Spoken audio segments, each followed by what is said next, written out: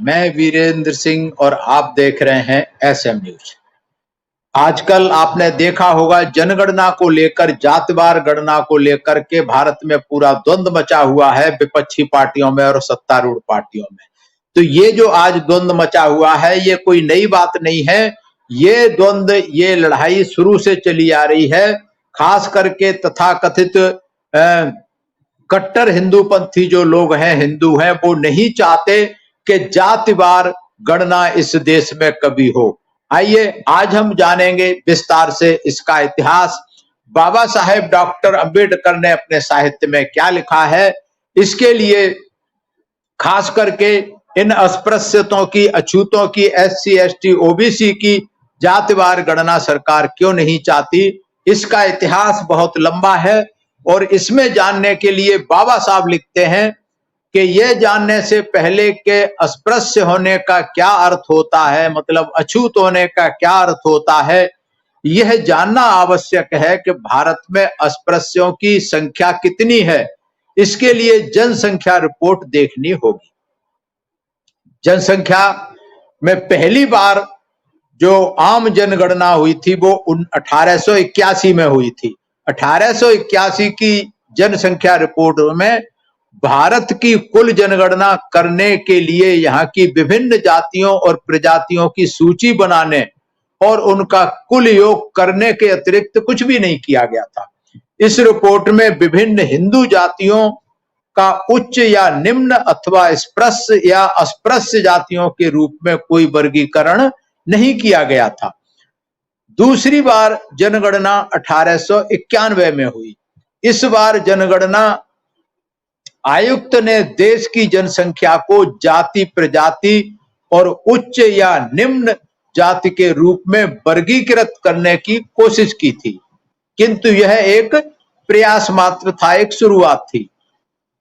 तीसरी बार आम जनगणना जो थी 1901 में हुई थी और इस बार जनगणना के लिए एक नया सिद्धांत अर्थात स्थानीय जनमत द्वारा स्वीकृत सामाजिक वरीयता के आधार पर वर्गीकरण का सिद्धांत अपनाया गया था। इस पर जो था उच्च जाति के हिंदुओं ने जाति के अनुसार उल्लेख किए जाने का तीव्र विरोध किया था। उन्होंने जाति के बारे में पूछे गए प्रश्न को निकाल देने पर बल दिया था। 1901 में जब व्यवस्थित तरीके से जो सिद्धांत बनाया कि सामाजिक वरीयता के आधार पर वर्गीकरण किया जाए, तो इन तथाकथित उच्च हिंदुओं ने इसका विरोध किया था। क्यों विरोध किया था, इसका कारण भी आगे आएगा। किंतु उस समय जो जनगणना आयुक्त थे पर इस आपत्ति का कोई प्रभाव नहीं पड़ा, इनके विरोध का।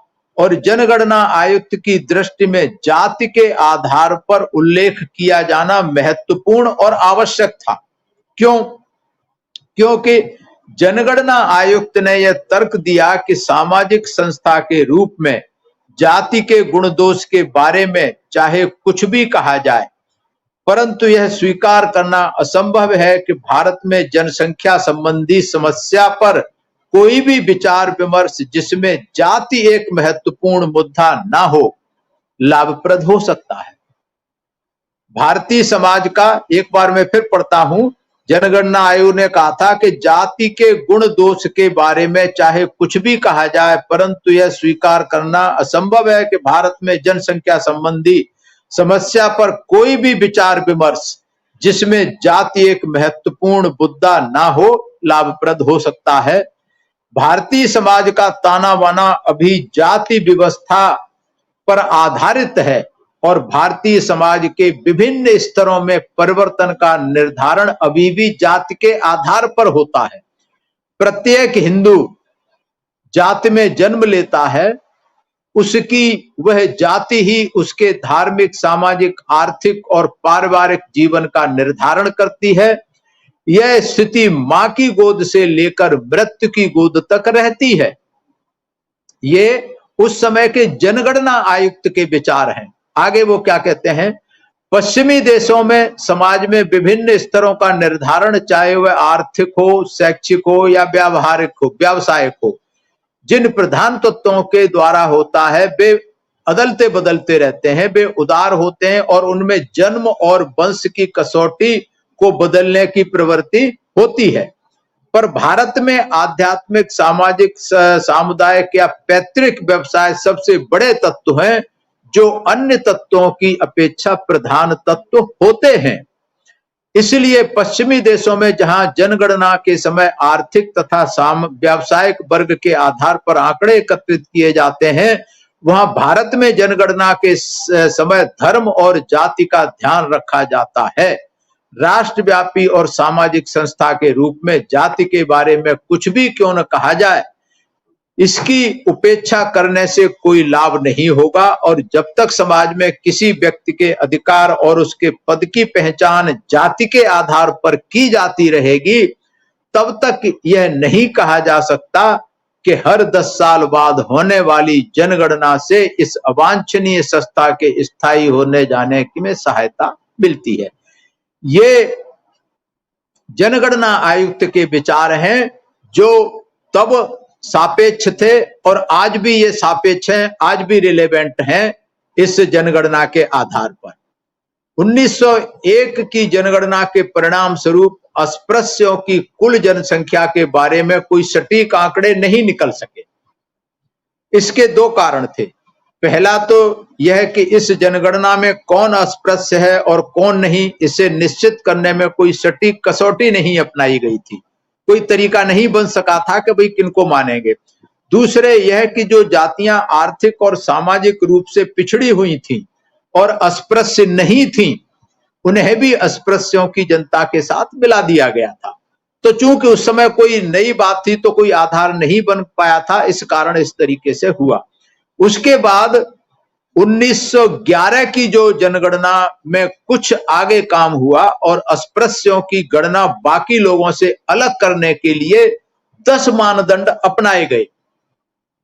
इन मानदंडों के अनुसार जनसंख्या अधीक्षकों ने उन जातियों और कबीलों की अलग अलग गणना की। जो क्या है, 10 वो पैमाने बनाए गए, 10 जो मानदंड बनाए गए वो है, ब्राह्मणों की श्रेष्ठता को नहीं मानते। मतलब अस्पृश्य कौन थे, शूद्र कौन थे, कि जो ब्राह्मणों की श्रेष्ठता को नहीं मानते। किसी ब्राह्मण या अन्य मान्यता प्राप्त हिंदू से गुरु दीक्षा नहीं लेते, वेदों की सत्ता को नहीं मानते, बड़े बड़े हिंदू देवी देवताओं की पूजा नहीं करते, ब्राह्मण जिनकी यजमानी नहीं करते, जो किसी ब्राह्मण को बिल्कुल भी, ब्राह्मण को पुरोहित बिल्कुल भी नहीं मानते। नंबर 7, जो साधारण हिंदू मंदिरों के गर्भगृह में भी प्रवेश नहीं कर सकते। नंबर 8, जिनसे छूत लगती है। नंबर 9, जो अपने मुर्दों को दफनाते हैं। और नंबर 10, जो गोमांस खाते हैं और गाय की पूजा नहीं करते। ये ऐसे 10 मानदंड अपनाए थे कि जो इनमें से किसी को भी मानता है वो अस्पृश्य होगा, वो हिंदू की कैटेगरी में नहीं आएगा। अब यहां ये महत्वपूर्ण है, मैं इस पर ये कहना चाहूंगा कि ये जो 10 महत्वपूर्ण मत बनाए हैं, ये इसमें अगर देखा जाए तो ब्राह्मणवाद का, ब्राह्मणी सत्ता का पूरा पूरा बहिष्कार है। और जो बहिष्कार करते थे, मुझे लगता है अस्पृश्य इसी कारण बनाया, क्योंकि इनकी प्रभु सत्ता को, ब्राह्मण की सत्ता को स्वीकार नहीं करते थे, ब्राह्मणवादी सत्ता को स्वीकार नहीं करते थे, तो उनको अस्पृश्य माना गया, शूद्र माना गया। लेकिन आज की बड़ी विडंबना यह है कि तथाकथित शूद्र जो है, SC ST OBC, वो सबसे ज्यादा इस व्यवस्था को मजबूत कर रहे हैं कि ब्राह्मण को श्रेष्ठ भी मानते हैं, उनसे गुरुदक्षिणा भी लेते हैं, वेदों को भी मानते हैं, इनके बड़े बड़े हिंदू देवी देवताओं की पूजा करते हैं, इनके ब्राह्मणों से यजमानी, मतलब ये सारे कर्म करवाते हैं जो उस समय के शूद्र या अस्पृश्य नहीं करते थे। तो ये जो बदलाव हुआ है, ये मुझे लगता है आज बुद्धिजीवी बहुजन समाज की एक बड़ी दुर्भाग्य की बात है, जिसे कहना चाहिए कि जिसको हमारे पूर्वजों ने, जिनकी सत्ता को अस्वीकार कर दिया था, आज हमारे बहुजन समाज के तथाकथित ज्यादातर लोग उस सत्ता के गुलाम होते जा रहे हैं।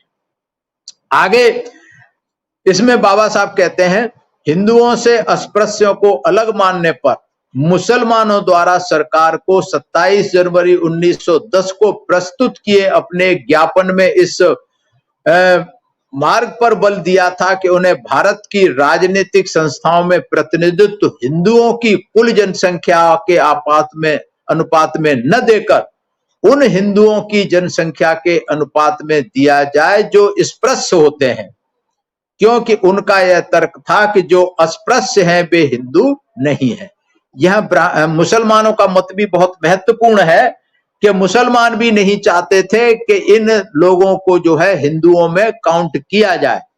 बेशक उनका सोच कुछ भी रही हो, लेकिन मुसलमान भी इस बात को मानते थे कि अस्पृश्यों की गिनती है, जो शूद्र हैं, जो अछूत हैं, उनकी गिनती अलग होनी चाहिए, हिंदुओं में नहीं होनी चाहिए। आगे बाबा साहब कहते हैं, इस तरह यह कहा जा सकता है 1911 की जनगणना में अस्पृश्यों की संख्या के निर्धारण की शुरुआत हुई। 1921 और 1931 की जनगणना में भी इन हिदायतों के पालन की कोशिश जारी रखी गई।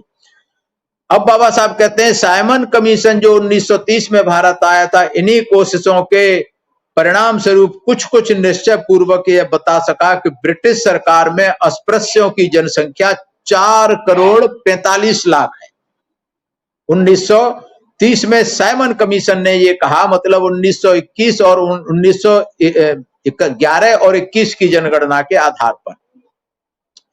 अब किंतु 1932 में जब लुथियन समिति पुनर्गठित विधानसभा के लिए मताधिकार के प्रश्न पर विचार करने के लिए भारत आई और उसने जांच करनी शुरू की, तब हिंदुओं ने अचानक अपने तेवर बदल दिए और भारत में अस्पृश्यों की संख्या के बारे में जो आंकड़े साइमन कमीशन ने दिए थे, उनको भारत में अस्पृश्यों की संख्या के बारे में सही आंकड़ों के रूप में मानने से इनकार कर दिया। कुछ प्रांतों में तो हिंदुओं ने यह तक कहा कि उनके प्रांत में कोई अस्पृश्य है ही नहीं। इसका कारण यह था कि तब तक हिंदुओं को अस्पृश्यों की स्थिति को खुलेआम स्वीकार करने में खतरा एहसास हो चुका था, क्योंकि इसका मतलब यह था कि हिंदुओं की जनसंख्या के आधार पर विधानसभा में जितना प्रतिनिधित्व मिला हुआ है, उसका बहुत सारा अंश उनसे छिनकर अस्पृश्यों को मिल जाएगा, अछूतों को मिल जाएगा। तो ये इसके आगे भी बाबा साहब ने 1951 की गणना के बाद पूरे आंकड़े दिए हैं। मैं सोचता हूं अभी उनकी जरूरत नहीं है। बात यह है कि 1901 में हालांकि उन्होंने विरोध शुरू किया था, लेकिन जब 1931 आते आते और 1931 के बाद Gandhi and company, Congress and company और उस समय जितने भी नेता थे, वो चाहे आरएसएस के थे या किसी भी संगठन के थे जो हिंदू से ताल्लुक रखते थे, उन सब ने बाबा साहब का इस बात के लिए विरोध किया था कि अस्पृश्यों की, अछूतों की गिनती अलग होनी चाहिए और अछूत अलग है। और यहां तक कि गांधी ने, जब साइमन कमीशन आया था, तो गांधी ने जो था भारी तादाद में इन वर्गों को बहकाने का काम किया था। और ये नाटक इन्होंने, जैसे आज ये नाटक करते हैं, जाकर के अछूतों के घरों में जाके खाना खाने का काम करते हैं, सोने का काम करते हैं, ये नाटक इनका नया नहीं है कांग्रेस बीजेपी का। ये नाटक करना गांधी ने सिखाया था। गांधी ने कब किए थे ये नाटक? कि जब उसको लगा था, बाबा साहब जब सेपरेट इलेक्टोरेट की मांग कर रहे थे, अलग वोट की मांग कर रहे थे, अलग जो है अधिकारों की मांग कर रहे थे, राजनीतिक अधिकारों की, तब इनको एहसास हो चुका था कि अगर बाबा साहब की बात को मान लिया गया तो सत्ता शासन इनके हाथ से छिन जाएगा। इसी कारण उन्होंने जब 1930 में साइमन कमीशन आया था तो लोगों को बहकाने का काम किया था, और जिसमें सबसे ज्यादा बहकावे में आए थे ओबीसी लोग। ओबीसी लोग बहक गए थे। उन्होंने अपने जात के बारे में नहीं बताया था, सही आकलन नहीं किया था, और इस कारण ये पिछड़ गए, इनको स्वीकार नहीं मिले। और इसी जो अछूतों ने बाबा साहब को जो अपना नेता माना था, तो बाबा साहब को सेपरेट इलेक्टोरेट का अधिकार मिला था 1932 में। 1932 में 2 वोट का अधिकार मिला था कि अछूत लोग कि जो अपना नेता चुनेंगे उसमें दूसरा कोई वोट नहीं डाल पाएगा, और जो दूसरे जनरल के नेता चुने जाएंगे अछूत उनमें अपना 1 वोट डालेगा। तो इस 2 वोट के अधिकार से गांधी कांग्रेस घबरा गई थी, और गांधी ने अपने जान की बाजी लगा दी थी कि मैं मर जाऊंगा लेकिन अछूतों को 2 वोट का अधिकार नहीं मिलने दूंगा। यही कारण है कि जाति के आधार पर जो 2 वोट का अधिकार मिला था वो पूना पैक्ट पे 24 सितंबर 1932 ने गांधी ने छीन लिया था बाबा साहेब डॉक्टर अंबेडकर से, बहुजन समाज से, जिसका बहुजन समाज अब तक भुगत रहा है खामियाजा, और जब तक लोकतंत्र रहेगा तब तक भुगतता रहेगा। आज जाति के गणना से ये सरकारें इसीलिए घबराती हैं कि अगर SC ST OBC को जाति के आधार पर गणना हुई तो ये 85% से ज्यादा बनते हैं भारत में, और 85% जब इनकी बात होगी तो 85% मिलकर के सेपरेट इलेक्टोरेट की बात करेंगे, पृथक निर्वाचक की बात करेंगे, और इनकी राजनीति धराशायी हो जाएगी। इनका जो वर्चस्व राजनीति में अब तक चलता आ रहा है 74 साल की आजादी के बाद, वो खतरे में पड़ जाएगा। इसीलिए ये नहीं चाहते कि इनकी वास्तविक स्थिति का पता लगाया जाए। इसलिए आज जो भी नीति बनाई जाती हैं वो 1931 की जनगणना के आधार पर बनाई जाती हैं। भारत ने आज तक उसके बाद जातवार गणना ठीक से नहीं कराई है। तो मैं भी इन बहुजन समाज के लोगों से ये अपील करना चाहता हूं कि इसके लिए जितना ज्यादा से ज्यादा